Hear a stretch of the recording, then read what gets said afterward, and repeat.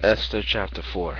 When Mordecai perceived all that was done, Mordecai rent his clothes, and put on sackcloth with ashes, and went out into the midst of the city, and cried with a loud and a bitter cry, and came even before the king's gate, for none might enter into the king's gate clothed with sackcloth.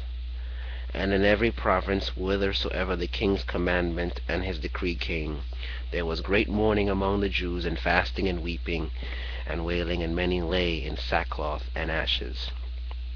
So Esther's maids and her chamberlains came and told it to her, or told it her. Then was the queen exceedingly grieved, and she sent raiment to clothe Mordecai, and to take away his sackcloth from him, but he received it not. Then called Esther for Hatach, one of the king's chamberlains, whom he had appointed to attend upon her, and gave him a commandment to Mordecai to know what it was and why it was. So Hatach went forth to Mordecai unto the street of the city which was before the king's gate.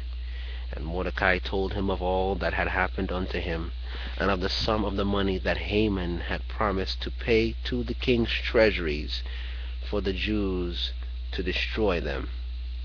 Also he gave him the copy of the writing of the decree that was given at Shushan, to destroy them, to shew it unto Esther, and to declare it unto her, and to charge her that she should go in unto the king, to make supplication unto him, and to make requests before him for her people. And Hatach came and told Esther the words of Mordecai. Again Esther spake unto Hatach, and gave him commandment unto Mordecai. All the king's servants and the people of the king's provinces do know that whosoever, whether man or woman, shall come unto the king into the inner court, who is not called, there is one law of his to put him to death, except to whom the king shall hold out the golden scepter, that he may live. But I have not been called to come in unto the king these 30 days. And they told to Mordecai Esther's words. Then Mordecai commanded to answer Esther, Think not with thyself that thou shalt escape in the king's house more than all the Jews. For if thou altogether holdest thy peace at this time, then shall there enlargement and deliverance then shall there enlargement or relief and deliverance arise to the Jews from another place, but thou and thy father's house shall be destroyed. And who knoweth whether thou art come to the kingdom for such a time as this? Then Esther bade them return Mordecai this answer, Go gather together all the Jews that are present in Shushan, and fast ye for me, and neither eat nor drink 3 days, night or day.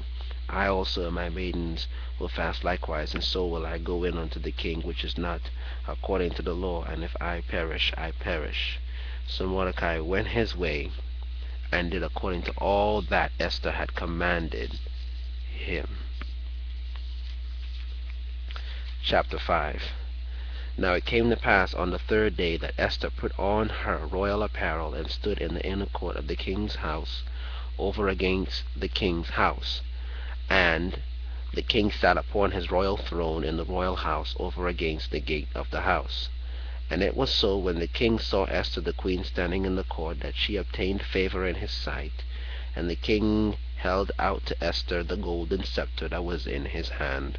So Esther drew near, and touched the top of the scepter. Then said the king unto her, What wilt thou, Queen Esther, and what is thy request? It shall be even given thee to the half of the kingdom. And Esther answered, If it seem good unto the king, let the king and Haman come this day unto the banquet that I have prepared for him. Then the king said, Cause Haman to make haste, that he may do as Esther hath said.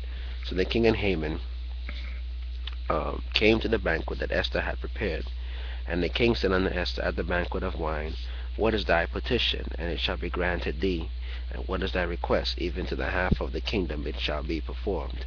Then answered Esther and said, My petition and my request is, if I have found favor in the sight of the king, and if it please the king to grant my petition and to perform my request, that the king and Haman come to the banquet that I shall prepare for them, and I will do tomorrow as the king hath said. Then went Haman forth that day joyful, and with a glad heart. But when Haman saw Mordecai in the king's gate, that he stood not up nor moved for him, he was full of indignation against Mordecai. Nevertheless, Haman refrained himself, and when he came home, he sent and called for his friends and Zeresh his wife. And Haman told them of the glory of his riches and the multitude of his children, and all the things wherein the king had promoted him, and how he had advanced him above the princes and servants of the king. Haman said, Moreover, yea, Esther the queen did let no man come in with the king unto the banquet that she had prepared but myself, and tomorrow I am invited unto her also with the king. Yet all this availeth me nothing so long as I see Mordecai the Jew sitting at the king's gate. Then said Zeresh his wife and all his friends unto him, Let a gallows be made of 50 cubits high, and tomorrow speak thou unto the king that Mordecai may be hanged thereon. Then go thou in merrily with the king unto the banquet. And the thing pleased Haman, and he caused the gallows to be made.